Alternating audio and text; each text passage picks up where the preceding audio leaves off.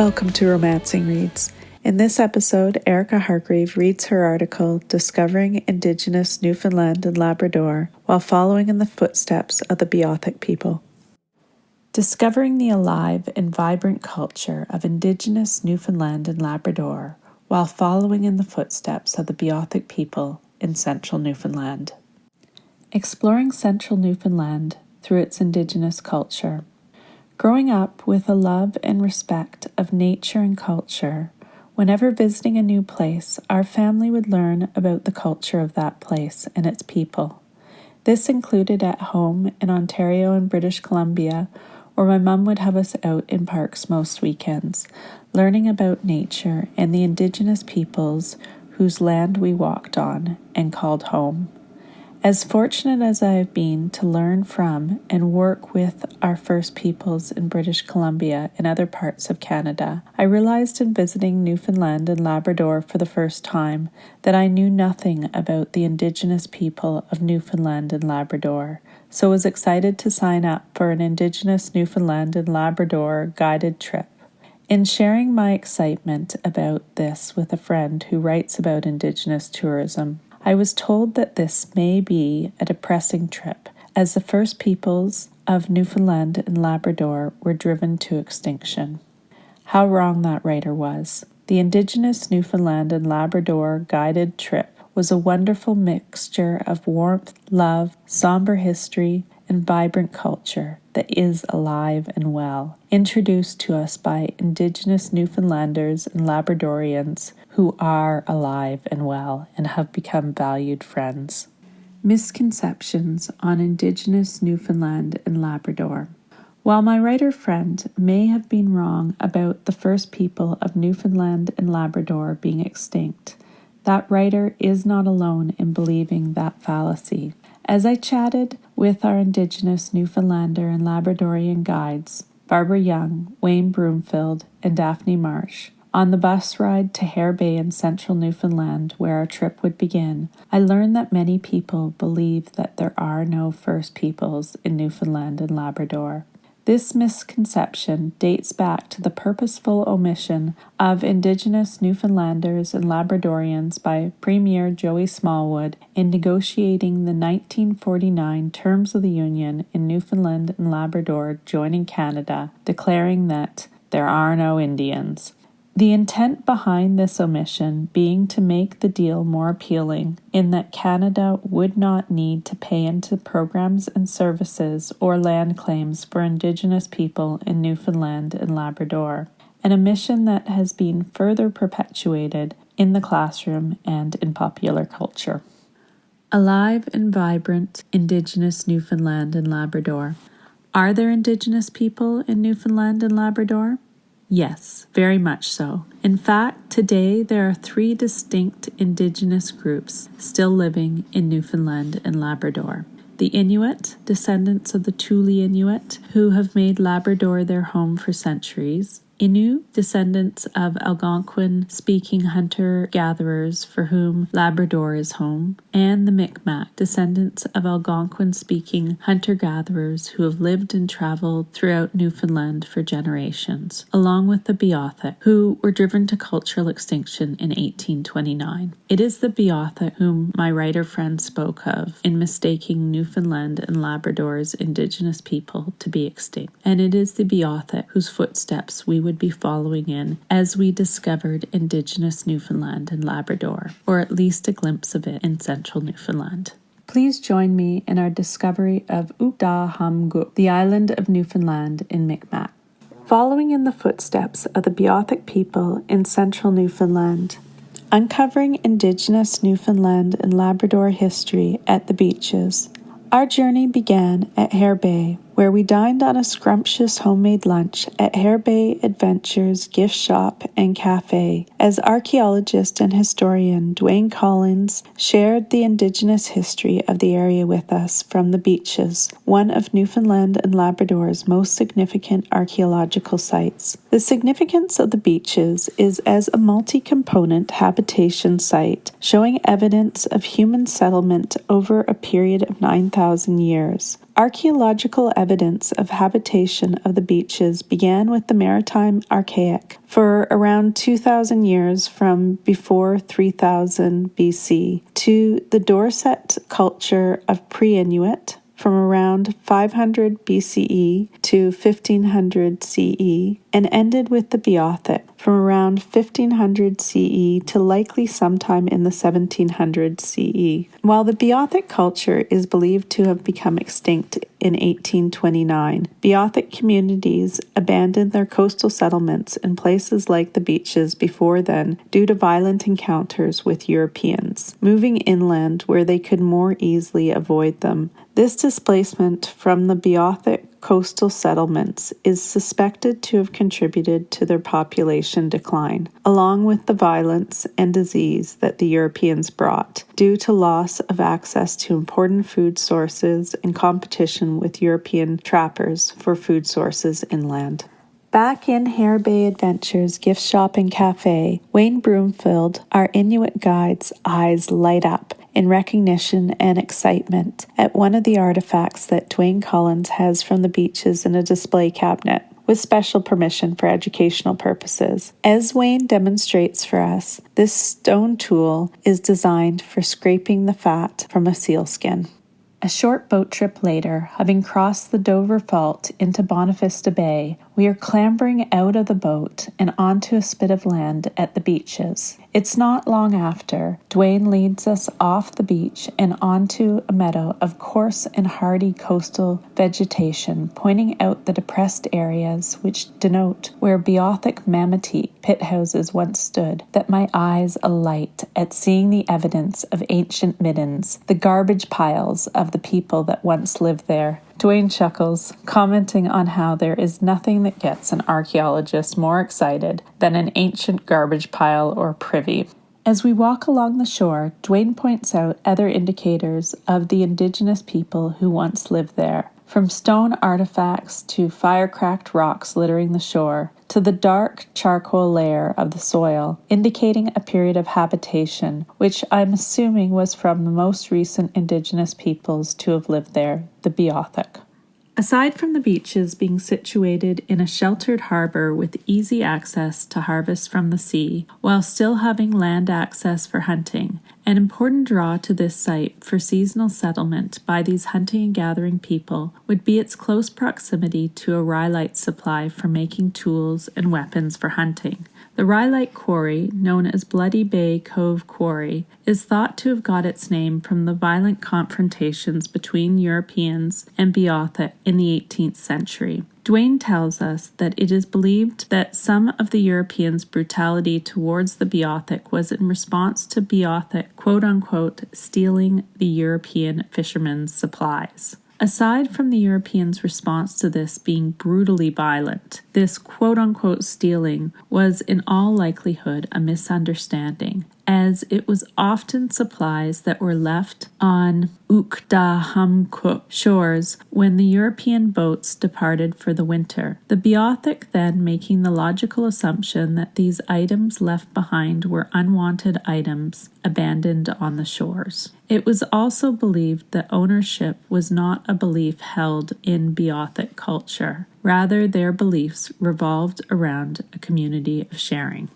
Today, a new threat presents itself in preserving and learning about the people that called the beaches home for thousands of years, and that is climate change, causing rising sea levels and the erosion of the banks of this valuable archaeology site. Dwayne already points out artifacts in the shallows and trees being uprooted, making it increasingly difficult to map out what period of time different tools came from. For a time, archaeological projects and the Burnside Heritage Foundation helped preserve the beaches with a breakwater and interpretation through a recreated Mametique. But with winter storms breaking apart such structures, money is needed to help preserve this important historic site before it is washed away.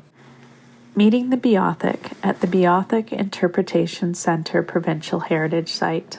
The next morning had us at another abandoned Beothuk village site at Boyd's Cove, where today stands the Beothuk Interpretation Center Provincial Heritage Site. Here we walked a peaceful and serene trail to the Beothuk village site, active between 1650 to 1720 CE. It is thought the Beothuk would have abandoned this village site in 1720 to avoid European contact, as at that time Twilling Gate was being built up as a European settlement. As we crossed a stream and walked into a beautiful grove of mixed birch and conifer trees, with the sunlight beautifully filtering through the trees, we were met by the spirit of Shanawdithit.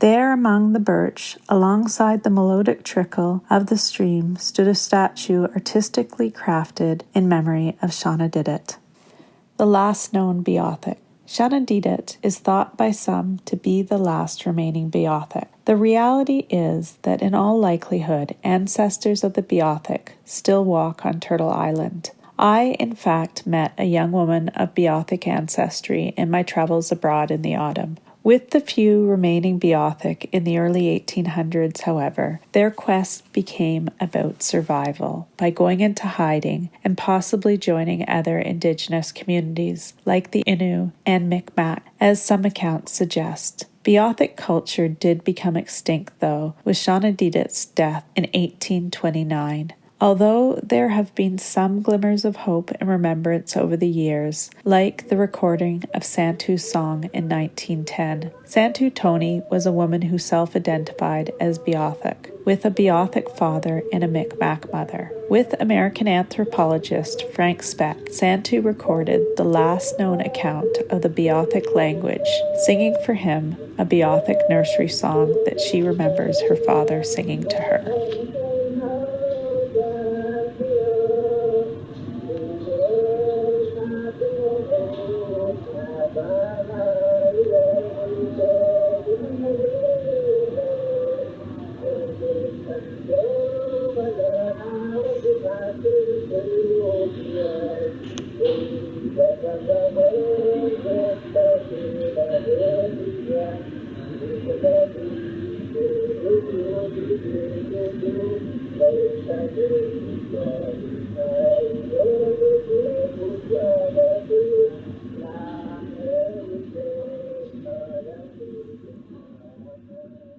Shanawdithit's story. As for Shanawdithit, her story is one of survival in the face of tragedy and turmoil. She was born in 1801, spending her lifetime fighting for survival with Beothuk populations dwindling, their traditional way of life becoming increasingly difficult in the face of encroachment from European settlements and other indigenous peoples, as well as infectious diseases from Europe, which they had little or no immunity against. The Beothuk were slowly being cut off from the sea and their food sources. Encounters with Europeans were often filled with violence and brutality. She herself was shot as a child by a European trapper while washing venison in a river. In 1819, she witnessed her aunt Damasduit's capture by armed Europeans led by John Payton Jr., intent on recovering their possessions and taking a Beothuk to train to be a translator between their people. Trying to explain she was a nursing mother with a newborn baby, Damasduit's husband and the leader of their people, Nanasabut, and his brother were killed while attempting to negotiate Damasduit's release. Her infant son, left behind, died 2 days after Damasduit was taken. Damasduit never made it back to her people alive. In 1820, after dying of tuberculosis on her return voyage home, her body was left in a coffin along the lakeshore of Beothuk Lake for her people to find and lay to rest next to her husband and child. In April 1823, starving, Shanawdithit, her mother Dobishet, and sister made their way to the coast at Badger Bay in search of mussels.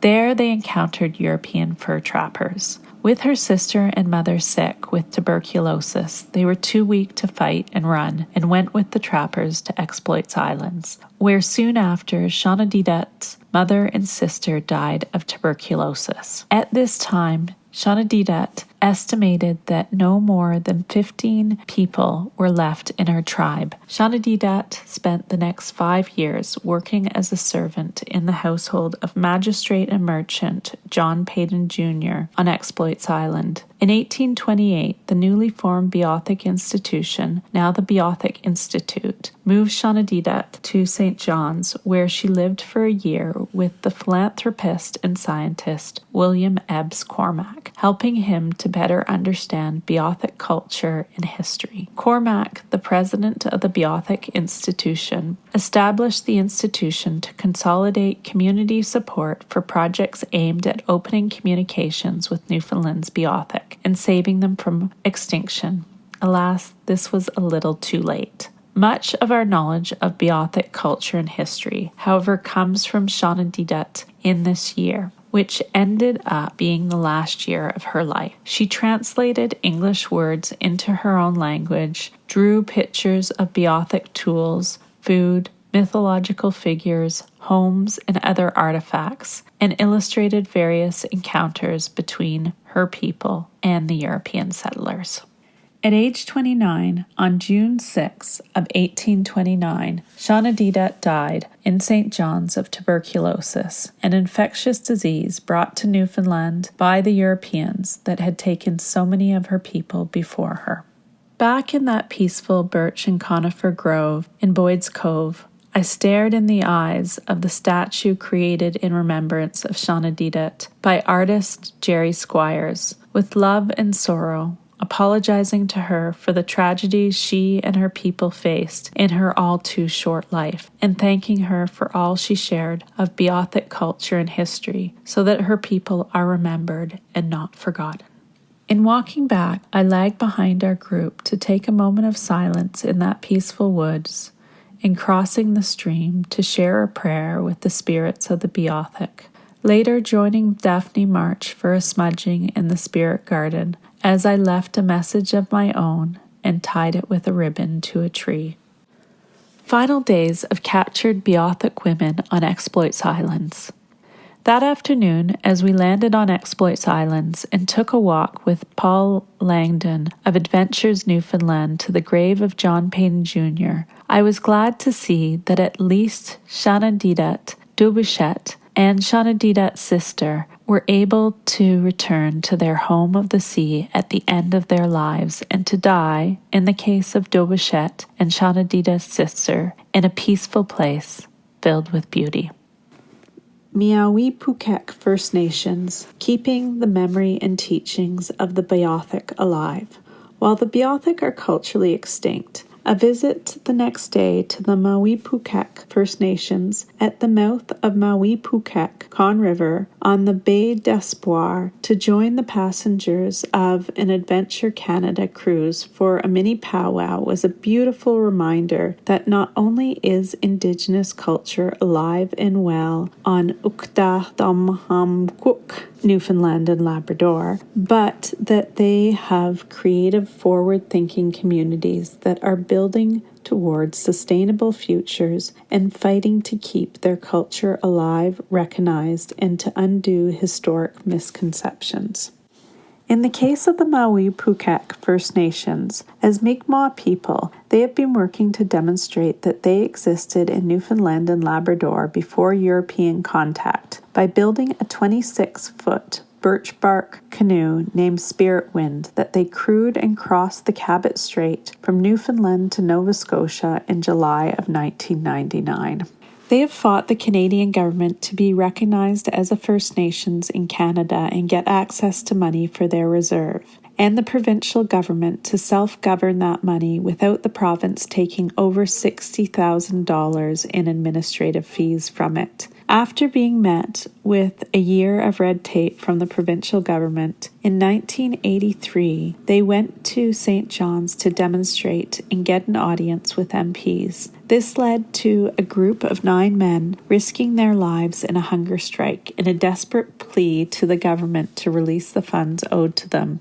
Those monies that they were successful in obtaining have been used to turn the Miawpukek First Nations Reserve into a thriving community with homes with modern-day expectations education for the community in jobs to help them be sustainable and move forward, industry building nearly 100% employment on the reserve, Miawpukek cultural education in their schools and through their community center, and a community garden with the belief that we will secure our future by investing in our past. In honor of those warriors, in 2024, a documentary entitled The Forgotten Warriors was released on CBC. While others may have forgotten those warriors and how Conne River was turned into a thriving, sustainable community, the Miawpukek First Nation have not. They beam with pride at their warriors, hang their posters and share their stories through the community center, and introduce them with well-earned respect and a great deal of warmth. We were fortunate to meet one of these warriors and the apprentice of one of the warriors who continue to not only work creatively to preserve their Miawpukek culture, but that of the Beothuk too. The warrior we met was Sagamwa Misel Joe, along with Derek Stride, apprentice to warrior and Micmac master builder Billy Joe. Aside from all the amazing work that Sagamwa Misel Joe has done throughout his life to create a thriving, prosperous, and sustainable community for the Miawpukek First Nations at Conne River, Misel Joe has also worked with Sheila O'Neill of the Halipu Micmac First Nations to reclaim the story of Sylvester Joe, the Micmac guide engaged by William Ebbs Cormack to take him across Newfoundland in the early 1800s in search of the last remaining Beothuk people. Misel Joe and Sheila O'Neill have created 2 books to date, a historically based fictional account of Sylvester Joe's journey with Cormac, based off of Cormac's diaries entitled My Indian, and a sequel to that story entitled Sulaway, based on the idea of Sylvester Joe's own quest to find the last remaining Beothuk people on his own after parting ways with Cormac. Both are interesting stories that help one to better envision Indigenous Newfoundland in the 1800s. Meanwhile, Billy Joe, the boat builder behind Spirit Wind, has now built, with Derek Stride, a replica of a Beothuk canoe in the traditional way, with the goal of keeping these skills alive in their community and passed down through the generations. While the Forgotten Warriors of 1983 may now be among the elders of the Miawpukek First Nations, from their footsteps emerge young Miawpukek warriors intent on sharing their culture with pride to lead the way for future generations. Among them, we were fortunate to spend time with and learn from Cassie Lambert, both a warrior in the Canadian Armed Forces and a jingle dancer, and to meet director Noel Joe, who is determined to share more of his people's stories that I will look forward to from them and from other members of the Miawpukek First Nation who join them. I feel so fortunate to have had the opportunity to walk in the footsteps of the Beothuk, to be honored in sharing in Indigenous Newfoundlander and Labradorian stories, to have the friendship and guidance of our Indigenous Micmac and Inuit guides, and to have spoken with Miawpukek First Nations warriors and learned from them. While what I have learned and experienced may seem like a lot in writing and reading here, I realize it is just the tip of the iceberg. I have so much more to learn about and experience of Indigenous Newfoundland and Labrador. I have strived in writing this to be as accurate, respectful, and factual as possible.